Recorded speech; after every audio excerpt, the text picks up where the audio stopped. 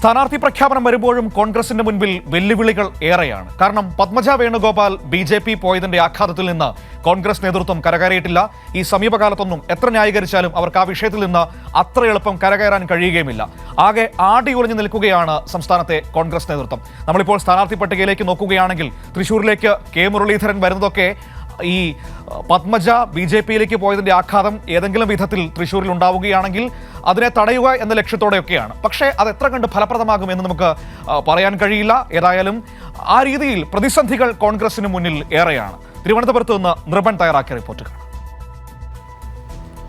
Manu, Padmaja വേണുഗോപാലിൻ്റെ BJP പ്രവേശം വലിയ തരത്തിലുള്ള ഞെട്ടൽ മാത്രമല്ല, വലിയ ആഘാതമാണ് കോൺഗ്രസിന് സൃഷ്ടിച്ചിരിക്കുന്നത്. അവസാന നിമിഷം കനകോലുവിൻ്റെ റിപ്പോർട്ടിൻ്റെ അടിസ്ഥാനത്തിൽ സിറ്റിംഗ് MPമാരെ മാറ്റും എന്നതായിരുന്നു നേരത്തെ പറഞ്ഞിരുന്നത്. അവസാനം കോൺഗ്രസിൻ്റെ സ്ഥാനാർത്ഥി നിർണയത്തിൽ വലിയ മാറ്റം വരുത്താൻ കോൺഗ്രസിന് അങ്ങനെ ഒരു തീരുമാനമെടുക്കേണ്ടി വന്നു. തന്നെ വലിയ ആഘാതമാണ് പത്മജയുടെ BJP പ്രവേശം എന്ന് തന്നെ കരുതേണ്ടി വരുന്നുണ്ട്.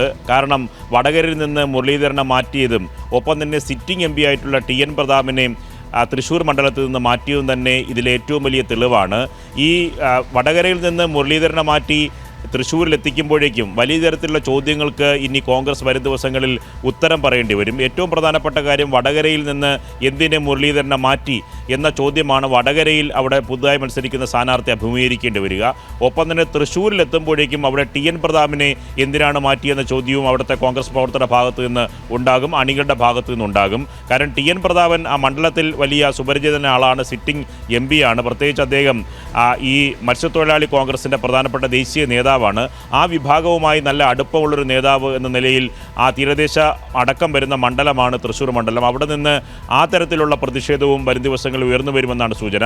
പക്ഷേ വളരെ നാടകീയമായ രംഗങ്ങൾ തന്നെയാണ് കഴിഞ്ഞ ദിവസവും ഇന്നും കേരളത്തിലെ കോൺഗ്രസിൽ തുടർച്ചയായി സംഭവിച്ചുകൊണ്ടിരിക്കുന്നത്. കഴിഞ്ഞ ദിവസം സിറ്റിംഗ് MP ആയ TN പ്രതാപൻ K കരുണാകരൻ്റെ സ്മൃതി മണ്ഡപത്തിൽ നിന്ന് പ്രചരണം ആരംഭിക്കുന്നു.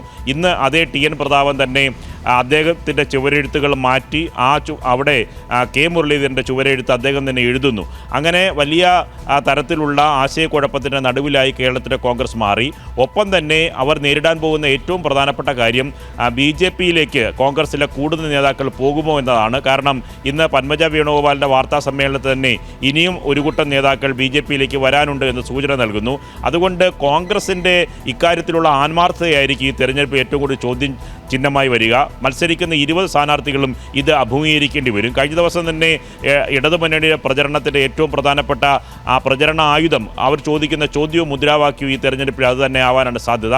അതുതന്നെയാണ് മുഖ്യമന്ത്രി കഴിഞ്ഞ ദിവസം തുടക്കമിട്ടതും. കാരണം ഇന്ന് കോൺഗ്രസ്സായി നിൽക്കുന്നവർ നാളെ BJPയാണ്. പ്രധാനപ്പെട്ട കേരളത്തിലെ 2 നേതാക്കളുടെ മക്കളാണ്. ഒന്ന് AK ആൻ്റണിയുടെ മകൻ പോയി, അതിനുശേഷമാണ് തുടർച്ചയായി K കരുണാകരൻ്റെ മകൾ കൂടി പോയിട്ടുള്ളത്.